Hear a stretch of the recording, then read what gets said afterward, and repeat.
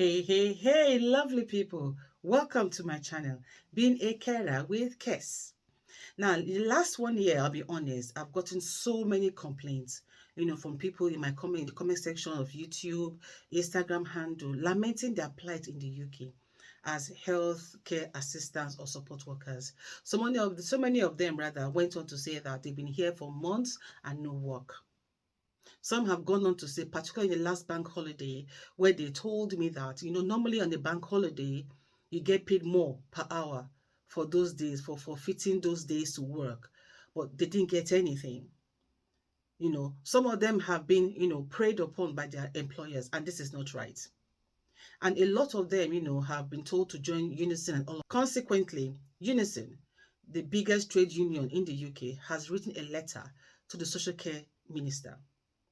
And what did they have to say in that letter? I will be telling you that in a minute.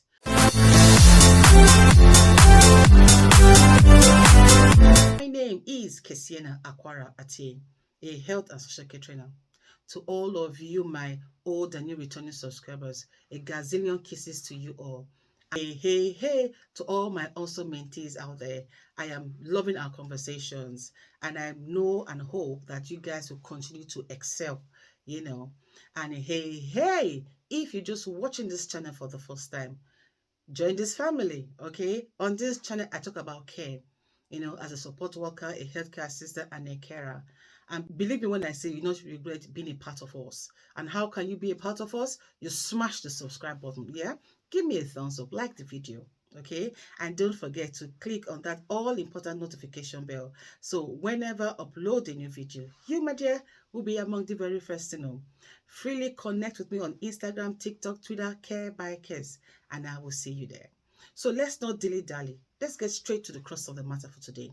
Okay, is UK care operators accused of shocking abuse of migrant staff? Yes. I mean, you've heard a lot of it. We've seen videos on YouTube, so many things going on. And so the Unison has written to the social care minister, and they are urging the government to step in, and they are demanding a meeting over a situation they have described as a crisis. Okay, now we all know that before now we had about 165,000 vacancies in the social care workforce, and the health and social care visa was launched to help to fill in those gaps there. But what we have now are some of these migrant staff, not all of them, some of them be taken undue advantage of.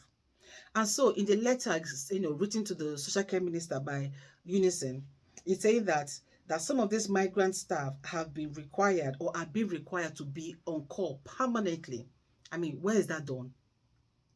They're also working 19-hour shifts with no break. Hello? Where has it been heard that somebody worked for 19 hours, no break, or for 12 hours, no break? If you decide to work for 12 hours, for instance, and don't take a break, it is a personal choice. It's not being imposed upon you. They're also stating that some migrant staff are having their wages withheld. Why?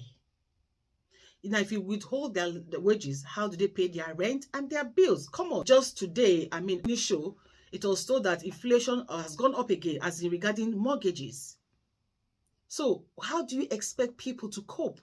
Because if the landlord's mortgage has gone up, of course, it's going to increase the rents. They're also saying too that some of these migrant staff, are required to pay large sums to the recruitment agencies. Now, this is later reported to be split between the care operator and the recruitment agency. Now, some of these amounts being asked for is appalling. I mean, I've heard of people in the UK, who have been asked to pay 15,000, 20,000, 10,000. I mean, it's crazy. Where are they expected to get that kind of money from? Now, it doesn't stop there. It also goes on to say that they are saying to the government, that Unison are saying to the government now that the government must stop unscrupulous care employers from luring overseas workers under false pretenses, only to then exploit and harass them. Because you and I know that some people know, that they don't have packages, they don't have jobs, but they are still continuing, or should I say they are continuing to recruit people from abroad, the country, and they don't have jobs for them.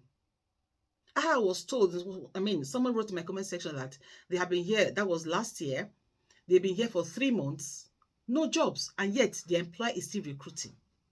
I mean, how does that sound? Okay. Now, it doesn't stop there. They're also saying that these practices have no place in a modern society. Migrant staff deserve nothing but respect and dignity for coming to look after those who need care the most. This makes the case for why a national care service that mirrors the NHS is needed so urgently. Now, if I may intimate us into the fact that some of these people or migrant workers who have come over, they were doing well in their countries of origin, some of them. Some of them were entrepreneurs. Some of them were doctors, nurses, teachers, accountants, lawyers. I've met a few lawyers. Imagine them leaving all of that behind to come over here to help us to fill in the gap in our social care workforce, and they get treated this way. I mean, come on. Is that the thank you we're going to say to them? I don't think that is right. Okay? Now, it also says here that these workers deserve our praise and thanks and good working conditions, not the outright exploitation many are facing. Care worker ill treatment is rife, that means it's everywhere, irrespective of migration status. But unscrupulous employers have great powers, or should I say greater powers, over migrant care workers, which leads to the most extreme and disgraceful practices. Now, for some of these employers, when you tell them, oh, we are going to report, they are so unperturbed about it because they know you don't know the law.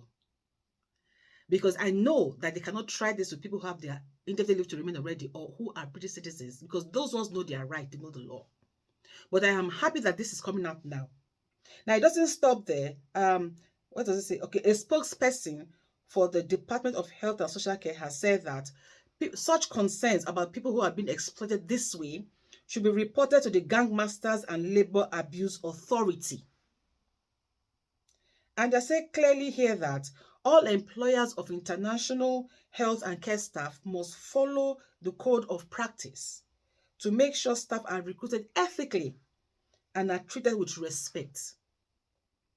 Some people bring people here who cannot even speak a word or write a word of English. Why? Because they're going to pay them in fact, they pay them less than the £10.75. I've heard of some cases that way. Because you all know I have carers coming to my training sessions regularly, and some of them they work in companies where they have tier 2 visa holders, and they tell me these things, and I'm like, how do people sleep at night? Okay, how do they sleep at night?